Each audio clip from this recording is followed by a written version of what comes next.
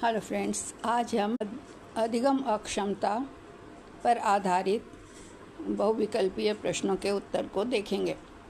पहला प्रश्न है, सीखने की अक्षमता मुख्य रूप से किसे प्रभावित करती है? ए बुद्धि, बी इंद्रियां, सी विशेष शैक्षिक कौशल, डी मोटर समन्वय। उत्तर है सी विशेष शैक्षिक कौशल। सीखने की अक्षमता विशेष शैक्षिक क्षेत्रों जैसे पढ़ना, लिखना, गणित को प्रभावित करती है। उदाहरण के लिए एक बच्चा जिसे डिस्लेक्सिया है, वह सामान्य बुद्धि होने के बावजूद शब्द पढ़ने में कठिनाई महसूस करता है। क्वेश्चन नंबर 2, डिस्लेक्सिया किससे संबंधित है? ए लेखन, बी पठन, सी गणित, डी बोलना।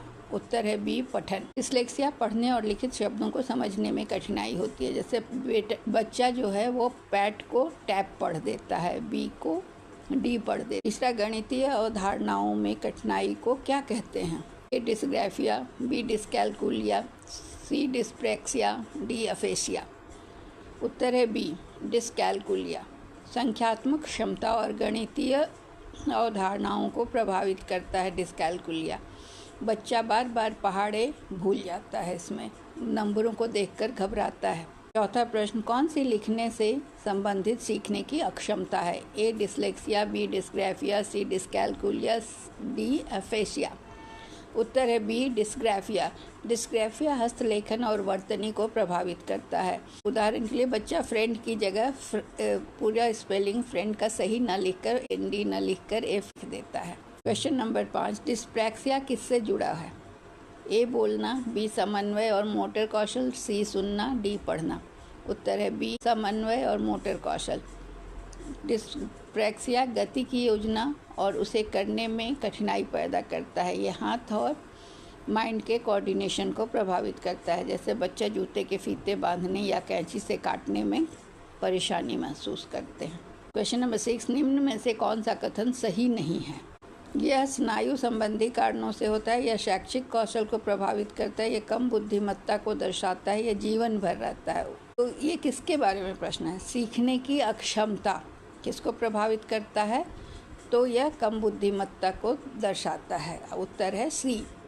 सीखने की अक्षमता का मतलब है कम बुद्धि नहीं। कई बच्चे रचनात्मक और बुद्धिमान होते हैं। जैसे अल्बर्ट आइंस्टीन को डिस्लेक्सिया था, लेकिन वे महान वैज्ञानिक बने। क्वेश्चन नंबर 7, यदि बच्चा बी को डी या वाज को 100 पढ़े, SAW पढ़े, तो यह किसका लक्षण है? ए डिस्कैलकुलिया, बी डिस्ग्राफिया, सी डिस्लेक्सिया, डी ADHD। उत्तर है सी, दैट इज अक्षर या शब्द उलट पलट पढ़ना डिस्लेक्सिया का सामान्य लक्षण है। बच्चा डॉग को गॉड पढ़ लेता है। क्वेश्चन नंबर 8, सीखने की अक्षमता का सर्वोत्तम प्रबंधन कैसे किया जा सकता है? ए दंड देकर, बी समावेशी शिक्षा और विशेष रणनीतियों के द्वारा, सी कठिनाइयों को अनदेखी करके, या डी बच्चे को पुनः कक्षा में दोहराना बच्चे को पड़ता है। उत्तर है बी समावेशी शिक्षा और विशेष रणनीतियों के द्वारा। सुधारात्मक शिक्षण बच्चों को मदद करता है।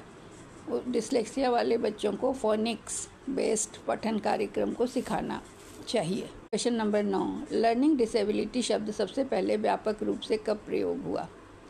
ए 1940 के दशक में, बी 1960 के दशक में, सी 1980 के दशक में, डी 2000 के दशक में। उत्तर है बी 1960 के दशक में। यह शब्द 1960 के दशक में लोकप्रिय हुआ। 1969 में अमेरिका में इस शब्द को औपचारिक मान्यता दी गई। क्वेश्चन नंबर 10, इनमें से कौन सा सीखने की अक्षमता नहीं है? ए डिस्लेक्सिया, बी डिस्ग्राफिया, सी ऑटिज्म, डी डिस्कैलकुलिया। उत्तर है सी ऑटिज्म। ऑटिज्म एक विकासात्मक विकार है, सीखने की अक्षमता नहीं है। ऑटिस्टिक बच्चे को सामाजिक व्यवहार में कठिनाई होती है। क्वेश्चन नंबर 11, डिस्ग्राफिया वाले छात्र को किसमें कठिनाई होगी? व्याख्यान सुनने में, बी साफ सुथरा लिखने में और सही वर्तनी में, सी मौखिक प्रस्तुति देने में, डी पहेलियाँ सुलझाने में। उत्तर है बी साफ सुथरा लिखने और सही वर्तनी में। डिस्ग्राफिया लिखने से जुड़ी अक्षमता है। बच्चा लाइन पर ठीक से नहीं लिख पाता और शब्दों की वर्तनी गलत करता है। क्वेश्चन नंबर 12, सीखने की अक्षमता वाले बच्चों के लिए कौन सा तरीका सबसे उपयुक्त है? ए रटाना, बी केवल अभ्यास कराना, सी बहुइंद्रिय शिक्षण जिसे मल्टी सेंसरी टीचिंग कहते हैं, डी दंड देकर सुधारना। उत्तर है सी बहुइंद्रिय शिक्षण या मल्टी सेंसरी टीचिंग। बहुइंद्रिय पद्धति दृष्टि, श्रवण और स्पर्श सभी का प्रयोग करती है। उदाहरण के लिए बच्चों को शब्द बोलते हुए रेत पर अक्षर लिखवाना इसके लिए उपयुक्त होता है। क्वेश्चन नंबर 13, सीखने की अक्षमता का निदान सामान्यतः कब किया जाता है? ए, जन्म के समय, बी, वयस्कता में, सी, विद्यालय में लगातार खराब प्रदर्शन के बाद, डी, केवल किशोरावस्था में। उत्तर है सी, विद्यालय में लगातार खराब प्रदर्शन के बाद। बार बार कठिनाई दिखने पर इसका पता चलता है। बच्चा 2 साल पढ़ाई करने के बाद भी सरल वाक्य नहीं पढ़ पाता। क्वेश्चन नंबर 14, डिस्कैलकुलिया का कौन सा लक्षण है? ए, खराब हस्तलेखन, बी, संख्याओं और प्रतीकों को पहचानने में कठिनाई, सी, अक्षर उलट पलट पढ़ना, डी, सुनने की समझ में परेशानी। बी, इसका उत्तर है बी, संख्याओं और प्रतीकों को पहचानने में कठिनाई। डिस्कैलकुलिया संख्याओं और गणितीय कौशल को प्रभावित करता है। बच्चा 6 को 9 समझता है या घड़ी का समय नहीं बता।